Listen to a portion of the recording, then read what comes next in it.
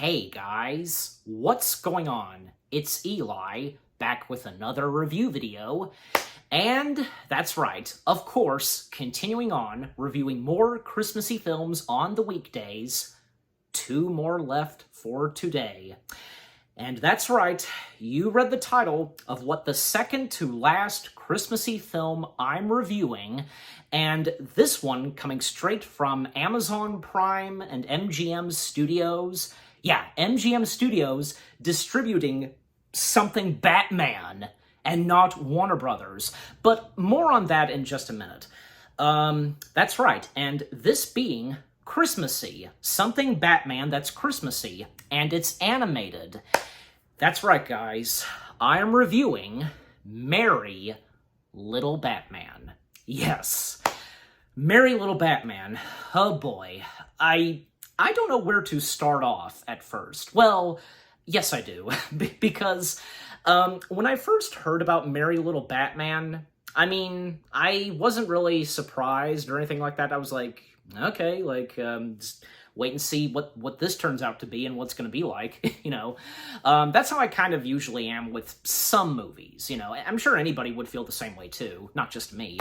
I think I too thought of this at first, like everybody else. Everybody thought this was going to be maybe a 30-minute Christmassy Batman special on Amazon Prime, something like that. And again, I think I felt the same way too at first, but when it finally came out, everybody was surprised to see, and I think I kind of was too, that this is a full-length animated Batman film, running 1 hour and 36 minutes. Yeah, the running time of this.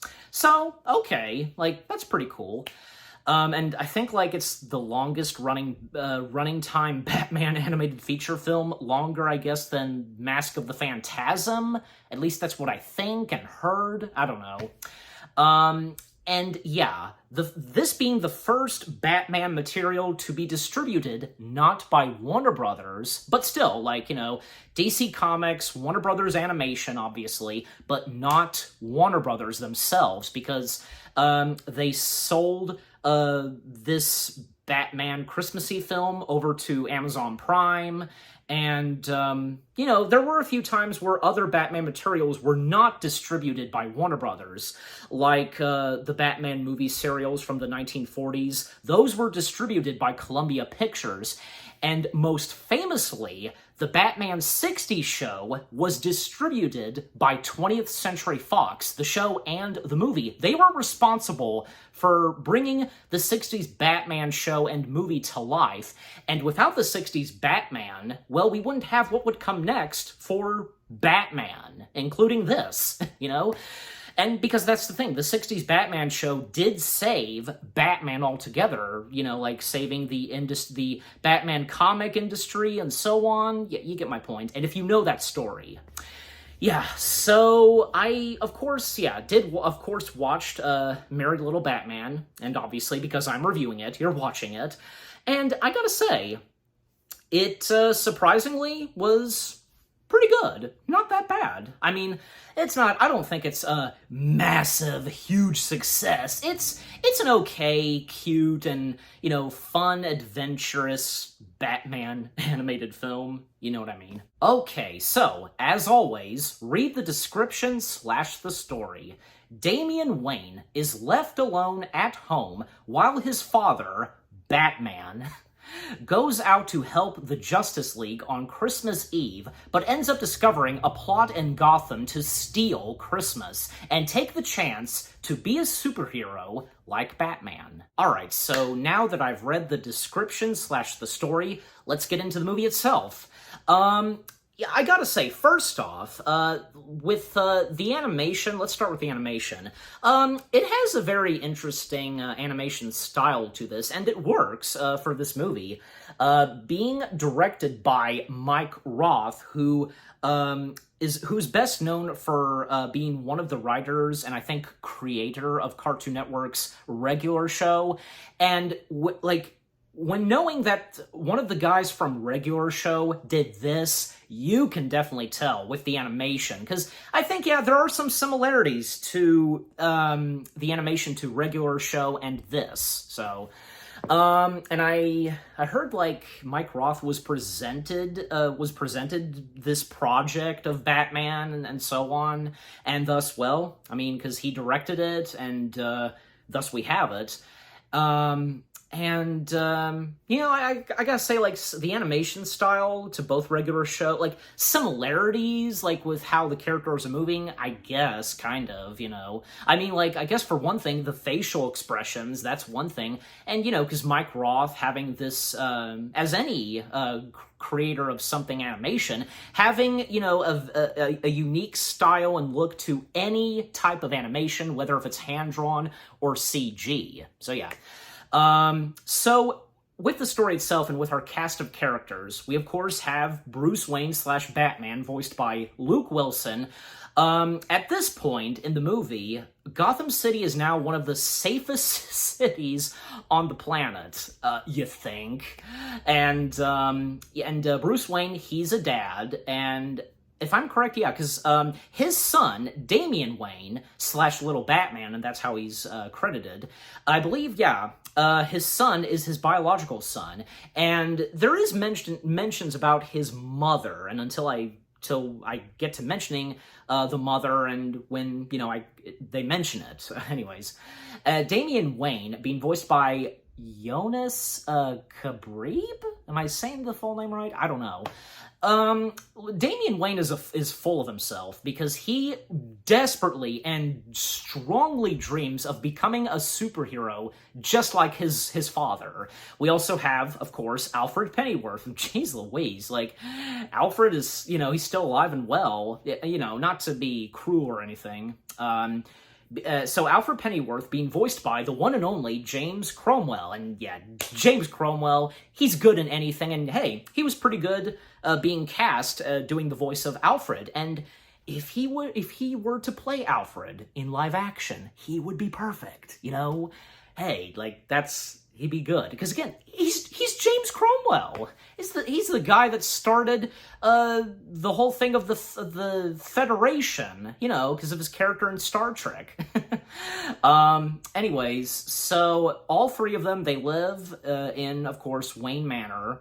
And again, as mentioned, Gotham City is now a safe city, one of the like safest cities on Earth.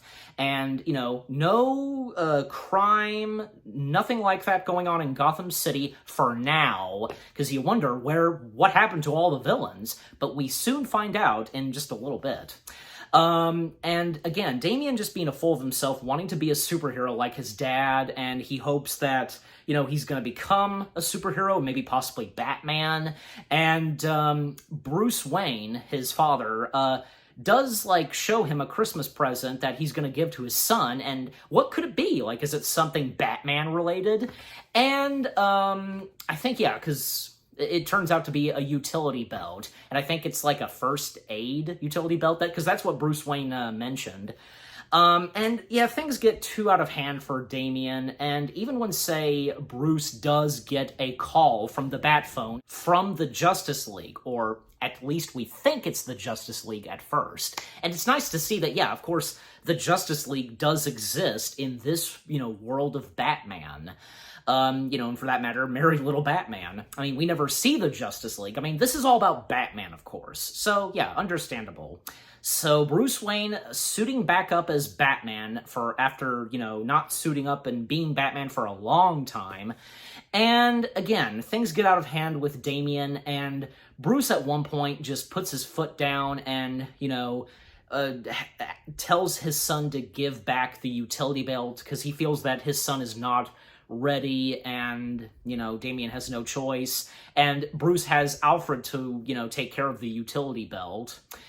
And thus, Bruce Wayne, as Batman, heads off to, you know, an urgent matter that he, you know, from the Justice League. Again, we think it might be the Justice League. Like, if any of you have seen this, and you're probably wondering, okay, something obviously is up, you know.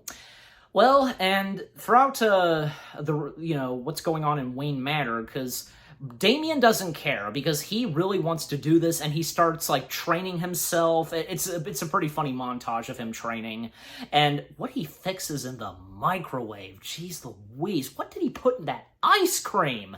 Do you think that's gonna like give him some strength or energy or some kind of secret like stuff to eat to make you have superpowers? Yeah, you should know better, kid. Also, in Wayne Manor, they do have a cat, and the cat's name is literally Selena. Like, get the reference? Yeah, it's obvious. Damian, he's, got the utility belt. Like, he snuck and got the utility belt. And he was, distracting Alfred at one point, because he was going to do something. And he distracted Alfred from making, his special hot cocoa and, no marshmallows. Because, while Alfred is fixing the hot cocoa, Damian, takes the marshmallows, eats all of them, and even, when he discovers there's one more bag of marshmallows up top, and he eats it all, and he's pretending to be upset, over Alfred, and, it can't be hot cocoa without marshmallows. And, yeah, that's true, because, yeah, you can't have marshmallows with, you can't have hot cocoa, I should say, without marshmallows. But I'm sure there could be some people that would not want to have marshmallows in their hot cocoa. So, Alfred heads out to get marshmallows, while Damian remains in Wayne Manor to continue, training some more and becoming a superhero. But yeah, because he actually, at one point, found the key under the rug that leads him to the Batcave. So we finally see the Batcave, and it's a pretty funny reference, and a pretty funny reference, I should say, in the Batcave, the Batsuits. And I can tell, the Batsuit from the 1940s, the movie serials of Batman, and I believe, was Mike... no, not Michael Keaton's Batman suit. Adam West's Batman suit. Yeah, that one too. And Val Kilmer / George Clooney's bat suit with the bat nipples.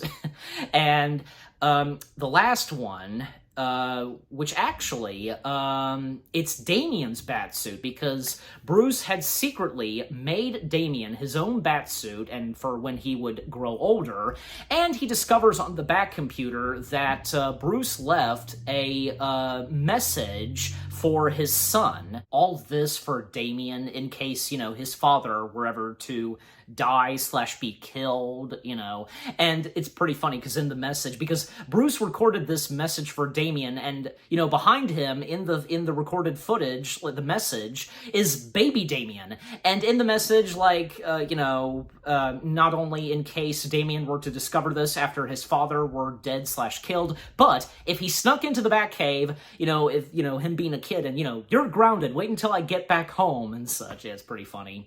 And Bruce guiding Damian through some instructions on, the suit and being Batman and what to do. And, yeah, because Damian did put the suit on, and it was pretty funny because, yeah, it doesn't fit him, but then it starts to, shrink to fit him. That's pretty clever. The technology that Bruce has, and it's pretty funny. We get one shot of the bat butt cheeks. Of course they had to do that. Thanks a lot, Joel Schumacher. No hard feelings on the late Joel Schumacher. May he rest in peace. And sure enough, on Damian's batsuit, it's I want to say projection computer, I want to say, called Bat Dad. That's the name for that bat computer on his holographic computer chest. That's supposed to be the bat symbol, And, to best describe Bat Dad, he's like a Jarvis wannabe, you know what I'm saying? Yeah, something like that.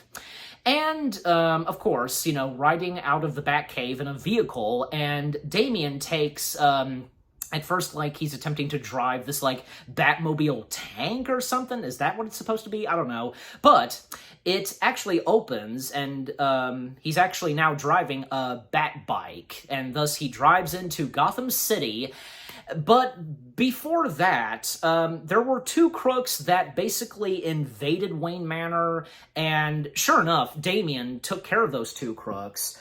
And let me see, because like they were named Francine, and I think it was Terry. Yeah, I'm pretty sure. Yeah, Terry and Francine. Terry being voiced by Michael Fleeting. If I'm saying the last name right, I don't know. You know me sometimes. Bear with me. And Francine being voiced by Natalie Palamides.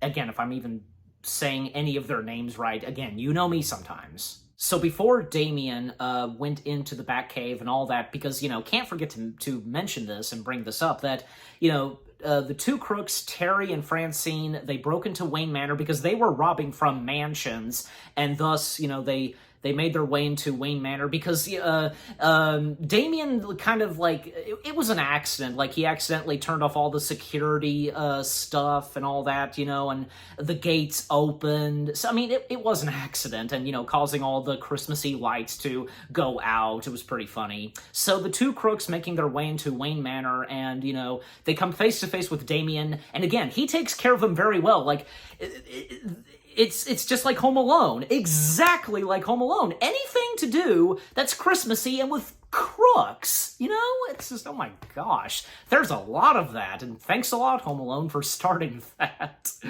I'm just, you know, just joking. So again, he takes care of them, and what they robbed from Wayne Manor, and I think, yeah, that also goes for all the other mansions that they robbed because they were stealing Christmas presents and stuff like that. Well, in other words, they were literally stealing Christmas from houses. But thanks to Damian, because causing all this presents and stuff, they stole from their truck to be knocked out, all except for Damian's bat utility belt. They stole it, and that means a lot to him. I don't know, I think he's just obsessed with the bat utility belt, I want to say, you know, because it means a lot to him, you know, for that matter. So they stole it. That's the only thing they managed to steal. They lost everything that they stole because, again, it fell out of their truck. And they meet up with their boss, and who their boss would be, you know, none other than the Joker. Yeah, because of course we have the Joker. But also, there are a couple of other villains who are in this until I get to them. So Joker in Merry Little Batman, and I gotta say, because the look and style to these characters, if I hadn't mentioned this already, because, yeah, pretty interesting, and that goes for the villains. Like, you know, Joker, for example, like, he has long hair, and by the way, because the time and setting of this, like, the villains had gotten a little bit older, you know, so yeah. So Joker being voiced by David Hornsby. I think I got the last name right, and you know what? He was pretty good voicing Joker, definitely. I mean, you know, that's important. Like, you know, voicing Joker and making the voice performance of someone like the Joker really good. Like, God, best example, Mark Hamill. Look what he brought to the Joker. Man. So, basically, yeah, Joker is responsible behind this, stealing Christmas, and he disposes the two thieves, especially because, like, all they brought back to him was the bat utility belt. And actually, because Terry was recording on his iPhone, and he's obsessed with recording on his iPhone and getting Francine on her nerves. But thankfully, he managed to record footage and, you know, telling Joker the truth and convincing him that this actually happened. They got their butts kicked by a little kid, and that being Batman's son. Yeah, because if they hadn't figured that out by now. Yeah, so again, Joker disposes the two thieves / crooks, and we get the introduction of another familiar Batman villain, because it's not just Joker who's in this, and as I mentioned, there's more villains than just Joker. Not a lot, but, you know, just a couple more. We have Poison Ivy. Poison Ivy being voiced by Therese McLavin, I think I am saying her last name right, I'm pretty sure. So she voices Poison Ivy, and oh my gosh, because, yeah, again, as I pointed out, the Batman villains have gotten a bit older, and in this case, Poison Ivy, she now has white hair. Oh my gosh, like, gotten so used to her having, like, that reddish orange hair, I want to say, you know. We also have Bane being voiced by Chris Sullivan. And yeah, Chris Sullivan, like, he'd be best known for his role as Taserface in Guardians of the Galaxy Volume 2, and voicing the Geico Caveman. You know, guess what day it is? That's him. I'm sure, I don't know if any of you even knew that, but I just told you, for those of you that have now discovered this thanks to me. So at one point, Damian, in Gotham City, he makes his way into the mall, the Gotham City Mall, to meet with Santa to ask for the Bat utility belt, and yeah, that's basically what he's doing.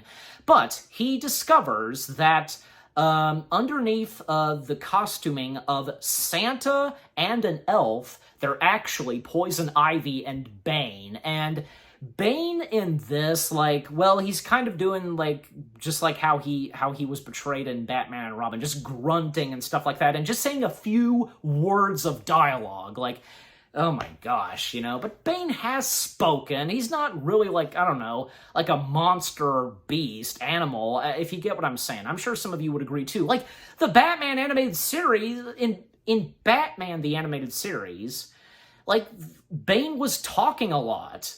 So, I just thought I'd throw that out. So, again, Damian discovers that underneath, you know, the costumes of Santa and an elf are Bane and Poison Ivy, and they have Damian's Bat utility belt, and he's trying to get it back from them, at times almost grabbing it in his hands, but it's still, like, flying away and being tossed around and so on, and Damian's still taking care of the bad guys easily, including, like that kind of spray stuff to kill weeds and stuff like that. That was pretty funny. And what's basically happening, and Joker basically had a plan, by having Damian destroy Christmas around Gotham City, you know, just everything. And we find out more exactly what Joker's plan was in store, you know, not just, you know, having Damian destroying Christmas in Gotham City, and for this to, you know, have Damian be framed for, you know. And, like, even, like, say, what's happening in the parade and decorations outside, and at one point, a truck from the Gotham City Zoo snatches the Bat utility belt, and we hear a laugh, and I think we know a laugh from a certain Batman villain that goes, wah, wah, wah. Like, yeah, it's obvious, and until I get to him. Because at one point, Damian accidentally destroys and tips over the giant Christmas tree outside of Gotham City, and he then starts, you know, to be blamed for all this damaged stuff in Gotham City. And actually, the news reporter reporting about what had just happened with Damian dressed as Batman, yeah, it has to be her. Because, yeah, Vicky Vale actually appears in this. And Vicky Vale being voiced by Cynthia K. McWilliams. I think, yeah, I got the middle name right. So, yeah, Vicky Vale makes an appearance, and, of course, is the news reporter woman. And then what happens next is, well, actually coming to, say, Alfred and Batman, because we see Alfred has still been out there trying to get the marshmallows, and he's kind of unaware of what's happening. And for Bruce Wayne as Batman, because he made his way to where he was supposed to, you know, attend to this urgent matter that, you know, because he was contacted, again, by the Justice League, but actually, it was a setup. It wasn't the Justice League. It was obviously his arch enemies doing. You know, the villains, his enemies, and so on, you know. And he comes face to face with, at one point, because he's trying to fix his Batwing that he took, but he's unable to repair it, and, you know, he's gonna do whatever it takes to get there and to be back before Christmas Day. And he comes face to face with Mr. Freeze, yeah, another Batman villain who we see in this. and Mr. Freeze being voiced by Doman. I think I'm getting his full name right. And he's Mr. Freeze starts quoting those ice puns, that Mr. Freeze said in Batman and Robin, like, tonight's forecast, a freeze is coming. I'll be honest, that one, I don't think it's that bad. Tonight's forecast, a freeze is coming. I actually kind of like that. It's pretty funny, and he has that accent, just like, how... Arnold basically did his regular voice / accent for Mr. Freeze, and technically Mr. Freeze does have that accent in a couple of Batman materials, like most notably the 60s Batman show. I heard him have that kind of accent, if you guys remember that too. And Batman trying to take on Mr. Freeze, and you think at first that he lost to Mr. Freeze because, because Mr. Freeze blasting him with his freeze ray gun. I assume that's what it's technically called. So you think that, Batman is frozen. He's done for. That's what we think at first, but until I get to that, very later on in the movie. So, Damian makes his way to the Gotham City Zoo, and he actually has a very serious, emotional discussion with Bat Dad. That's and that being the name of the Bat computer on his chest. The holographic, not holographic, but projection camera thing on his chest, which being the bat symbol. And while he's walking through the Gotham City Zoo, making his way to where he's gonna find his bat utility belt, they're talking about Damian's actual dad, and even Martha and Thomas Wayne are brought up. Not to mention, when Damian was driving on the bat bike, he passed by the Gotham City's cemetery, and we saw the tombstones of Martha and Thomas. Wow, that was really cool right there. Nice job, movie. Nice job. So yeah, they're brought up, and and it's mentioned that Bruce's parents, they used to take him a lot to the Gotham City Zoo, and Damian is wondering why they stopped taking him, and it's obvious because they got and sure enough, because a bond grows between Damian and Bat Dad, the Bat computer. And then, at one point, Damian finally finds, in the Gotham City Zoo, his Bat utility belt. However, it's obvious it was a trap, and Damian comes face to face with none other than the Penguin, and being voiced by Brian George. Yeah, and Brian George, he's done a lot of acting, especially, say, voice acting, and some people would remember him best as Rajesh's father in The Big Bang Theory, but I also remember him as the voice of Ki-Adi-Mundi in Star Wars The Clone Wars, and he's done some other voices in other Batman materials, and for that matter, any DC materials. Because, again, he's done a lot of voice acting, and it's nice to see that he's doing the Penguin in this, and he does a pretty good job. It's Brian George.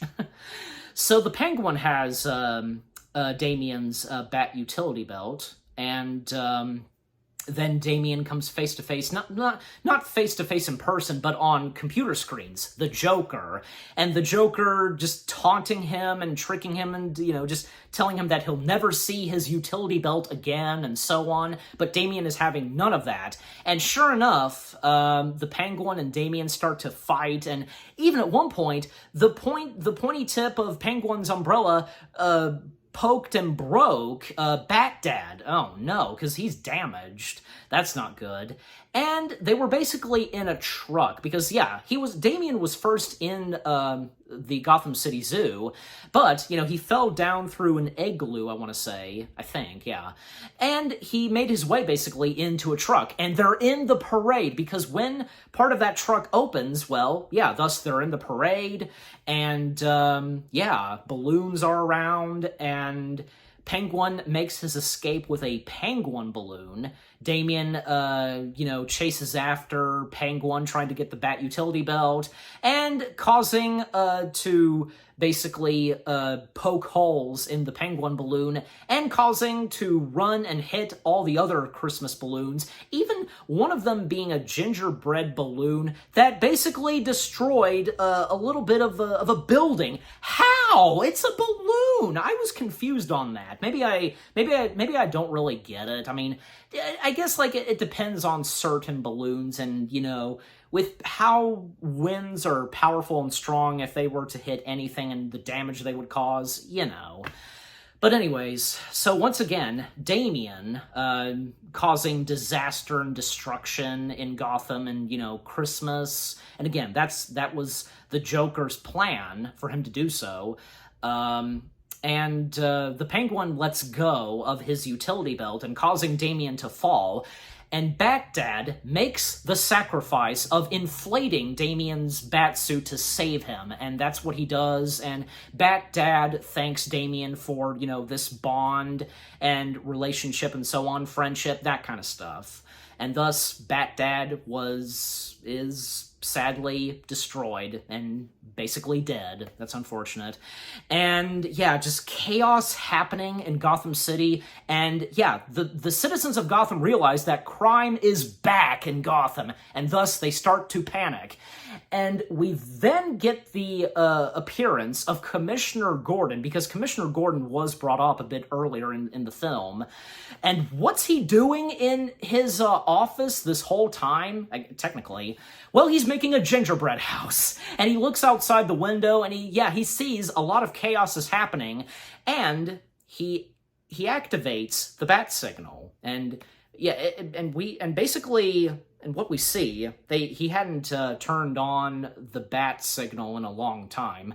And Commissioner Gordon, in this, being voiced by Red Scott, I think I am saying his first name right, but it was pretty funny, Commissioner Gordon's appearance, And by the way, because the Wilhelm scream is in Merry Little Batman, and the guy blurting out the Wilhelm scream right before we get the appearance of Commissioner Gordon. That was pretty funny. And what happens with Damian next? Because after he survived from the fall, he comes face to face with a couple of Gotham City citizens and an actual guy dressed as Santa. They notice and recognize Damian because after what he did, destroying Gotham City and everything Christmassy, and just out of nowhere, their eyes turn red. Oh my gosh. Like, is that supposed to be Damian's point of view of what he's seeing of them? I guess. I don't know. And thus they start to chase him.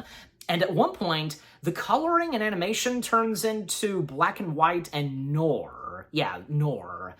And he thinks that he's still being chased and, someone is coming up to him and, he's getting terrified and such. But it turns out to be Alfred Pennyworth. Alfred finally finds Damian, and Alfred attending Damian and assuring him and, confronting him, stuff like that, that kind of talk from Alfred Pennyworth.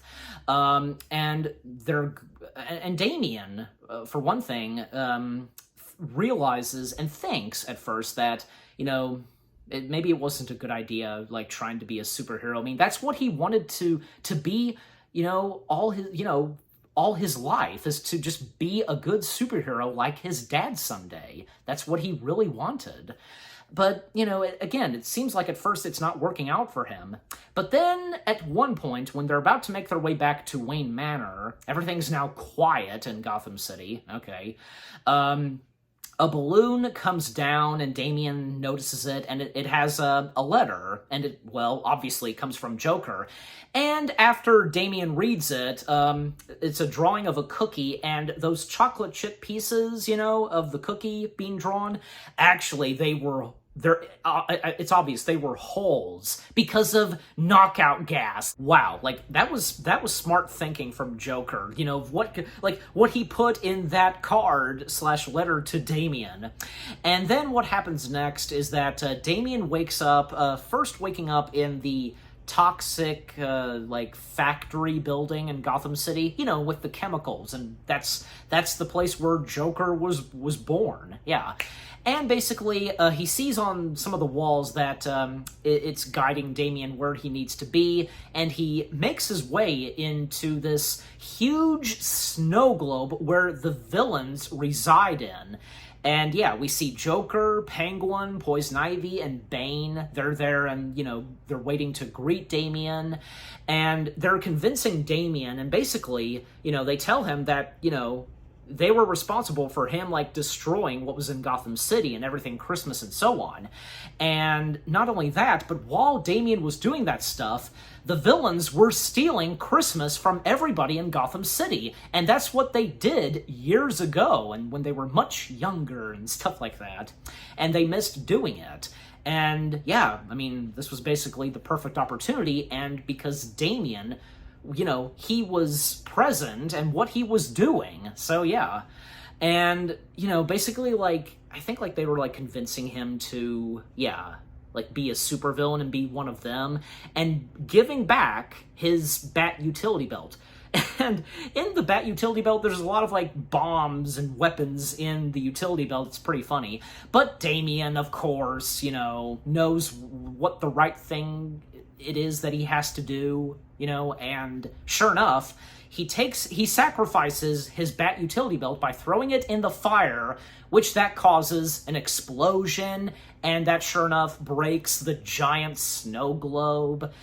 And thus, Damian and Batman's arch enemies fighting in the toxic factory building, and just a little bit later, we see that, Batman's back. He's there. Who else? And we see that he took care of Mr. Freeze, of course, and he's Batman. What more do I have to say? So again, he took care of Mr. Freeze, he tied him up, but yeah, of course, Mr. Freeze is untied, and he joins with the rest of the villains, taking on both Damian and Batman. And Batman, being a father, of course, protecting his son, but Damian convinces and assures his dad that he can do this, and he was kicking, and as Damian establishes to his father, he was kicking the villains' butts throughout this movie. He's got this. And even when Batman was losing to the villains and he was getting knocked out and punched, he sees his son taking on the villains easily. Yeah. And even, like, say, detaching Bane's tubes, because of the chemicals inside of him.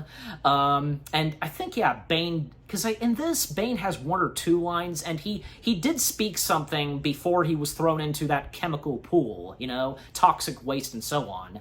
It was like, in that pool, like, it's like white and red, like, I don't know, candy cane swirls, I guess? Probably. So yeah, both Damian and his dad, Bruce Wayne / Batman, they take care of the rest of the villains, and it all comes down to, of course, Joker. And, of course, Joker does lose, and, all the villains, they lose. And even when, say, Joker was going to launch a rocket missile at them, but of course, yeah, he is defeated by, the two Batmans, and actually, because there was a moment where Damian's dad gave him his own utility belt, passed his utility belt to his son, but he had a backup utility belt.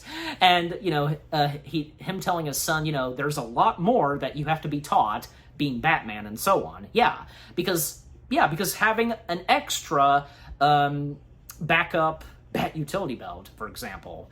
So again, Joker's defeated, and the rocket missile he was going to launch, well, it launched into one part of the building that caused, of course, an explosion.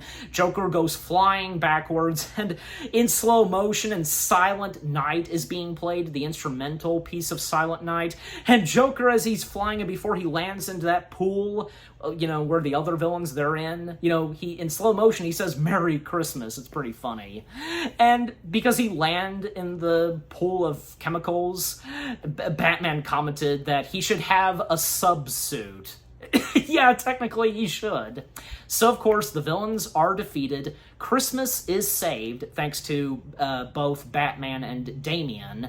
They bring the Christmas gifts back to those that were taken away from them by the villains, and yeah, and what Damian gives to his father is a hug, and Alfred Pennyworth getting into it, group family hug, of course, including the cat Selina is there. And Damian mentions to his dad that he feels sorry/sad for Joker because all he wanted was to not be alone on Christmas. And what happens next is they're at a restaurant, Commissioner Gordon and Joker are there with Alfred, Batman, and Damian, and I think, the cat Selina is there too. It's pretty funny. And in the film, a couple of times, they sing Jingle Bells, Batman Smells, Robin laid an egg, and at the end of the movie, they start singing it, and Joker changes the lyrics, and the Joker being with his friends, however he sang it, and Batman going on saying, he's not my friend, you're not my friend, Joker, etc., etc. It's pretty funny. And two more things that I can't forget to mention. Remember earlier, because, I mentioned Damian's mother, well, at the end of the movie, the mentions of Damian's mother is brought up, because turns out that Damian's mother is a supervillain, and I think it's obvious who the mother could be, right? So, yeah, it's obvious. And there is an end credits scene in Merry Little Batman, and we get a Merry Christmas greeting from Bat Dad, wishing us a Merry Christmas, basically. So that was nice, and, to see Bat Dad / the Bat Computer once more in the film. And a nice way to end the film.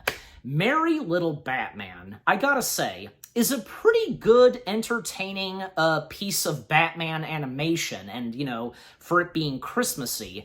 And I almost forgot to mention that this is not the first Batman material to be Christmassy. There were plenty of others, like other pieces of Batman animation that did something Christmassy, like the Batman animated series did that. And most notably, for something live action of Batman Returns. Yeah, obviously. Yeah, Batman Returns having a lot of Christmassy stuff to it.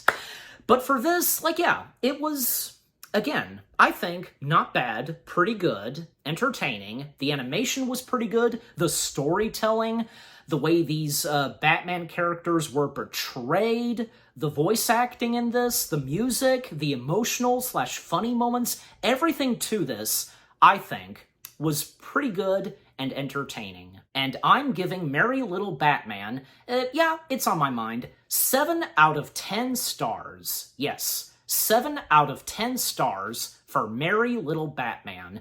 And what about you guys? What did you think of Merry Little Batman itself? Did you enjoy it? What was going on, the animation to it, everything that I've talked about.